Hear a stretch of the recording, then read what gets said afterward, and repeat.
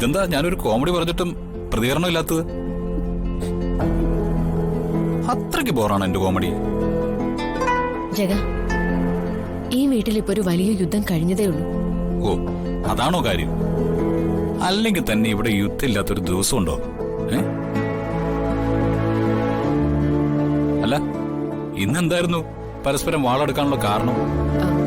പ്രകാശേട്ടൻ വിനുവേട്ടന് വസ്തു വാങ്ങാനാണെന്ന് പറഞ്ഞ് അച്ഛന്റെ കയ്യിൽ നിന്ന് 5 ലക്ഷം രൂപ വാങ്ങിച്ചിട്ട് അത് സ്വന്തം കാര്യത്തിനെടുത്ത്.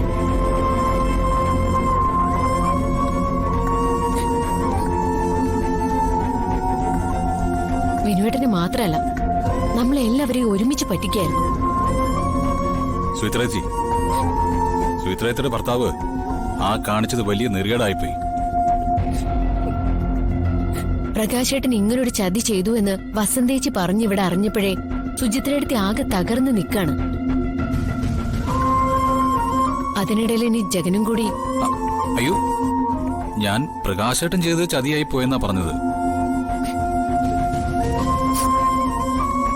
സുചിത്രയ്ക്ക് ഒരിക്കലും അതിന് കൂട്ടു നിൽക്കില്ല എന്ന് ഈ വീട്ടില് ആർക്കും അറിയാത്തത്.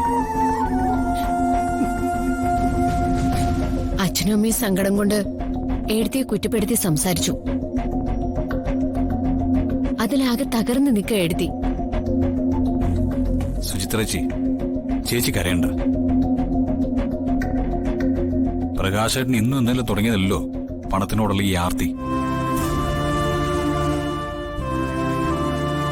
ജഗ, ഇപ്പൊ ഒന്നും പറയാൻ നിൽക്കണ്ട.